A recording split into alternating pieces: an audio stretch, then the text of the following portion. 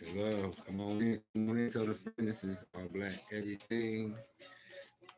All black everything. Think it's like 79. Same thing. We had some technical difficulties at the end. Thumbs up like you're hitchhiking, of course. Here we go. We were talking about the cabal, and I started having some technical difficulties around.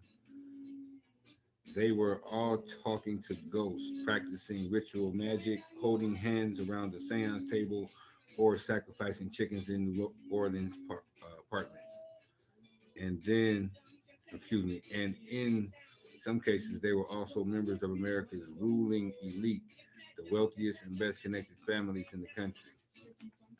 The CIA was not the first organization to confront the task of probing the human mind. Operation Bluebird, Operations Bluebird, Artichoke, and MK Ultra were designed to respond to similar practices of the Soviet Union and China. What was termed in the popular press brainwashing, the show trials of Cardinal Min, Minzinti of Hungary was more evidence that the communists had managed to develop a technique for altering consciousness in their political prisoners. American GIs returning from the captivity in Korea were another example.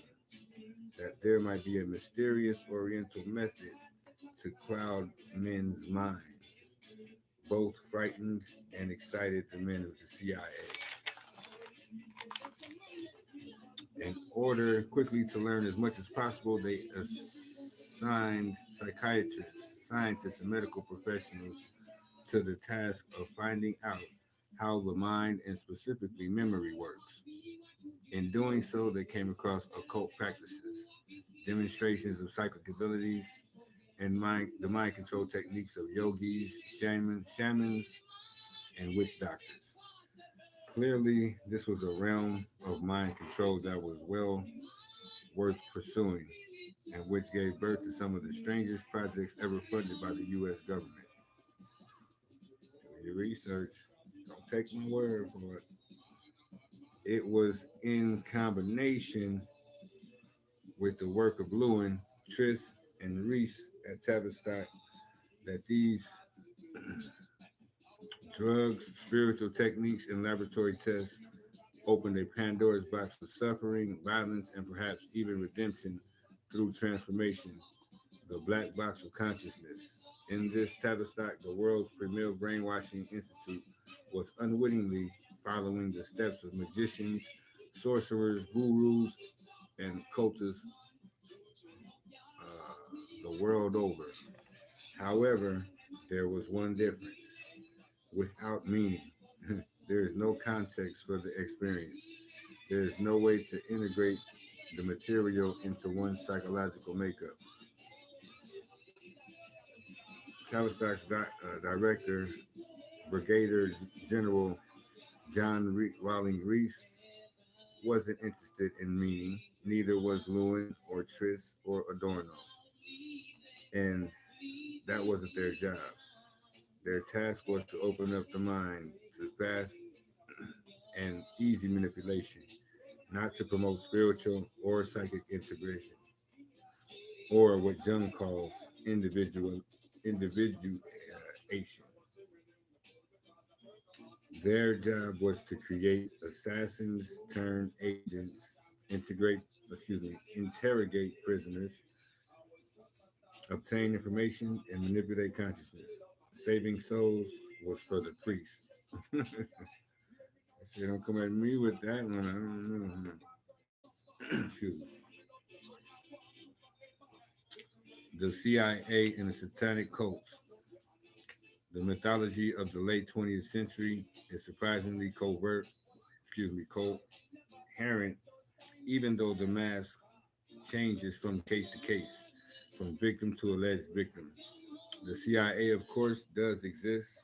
Their mind control programs from Bluebird to Artichoke to MK Ultra are a matter of public record. Public record. Now learn what that is. Satanic cults, or perhaps we should qualify that and say, quote, occult secret societies, end quote, also exist and are a matter of public record. Their attempts to contact higher spirits through arcane rituals are also well documented and well known. Add all of this to the espionage activities, and you have a perfect fruit salad of paranoia, power, and prestige, mixing secret government with work with secret rituals and the manipulation of those sinister forces of intelligence agency. They both use the power of relationship that is beyond the reach of ordinary human beings. Intelligence officers and cultists have a lot in common. Secrecy is a way of life for both the spy and the sorcerer. They both use codes and code names. They both pretend to have access to mysteries not available to the general public. They both claim to be able to influence events at a distance with their special abilities and powers. They both specialize in the manipulation of reality. Both are aware that things are not always as they seem to be, and they are both ruthless and often amoral or immoral in the pursuit of their goals. And when one can say so easily be manipulated, the perception of reality, one eventually comes to the realization that truth itself is a malleable thing, and it isn't. You know that. So it was only natural that the cultist and the spy would gravitate toward each other and would try to learn from each other. Only natural. But we're gonna end it right there. That's great information right there. Very powerful. It's your powerful information in spurts. What we doing here, Tavistock Institute, Chapter 2. We getting through it. Appreciate you. Support, love, your time that you take. Coming back right where we left off. All black everything. Thinker's fight. Thumbs it up like you're hitchhiking. Subscribe it, like it, share it. Peace and love.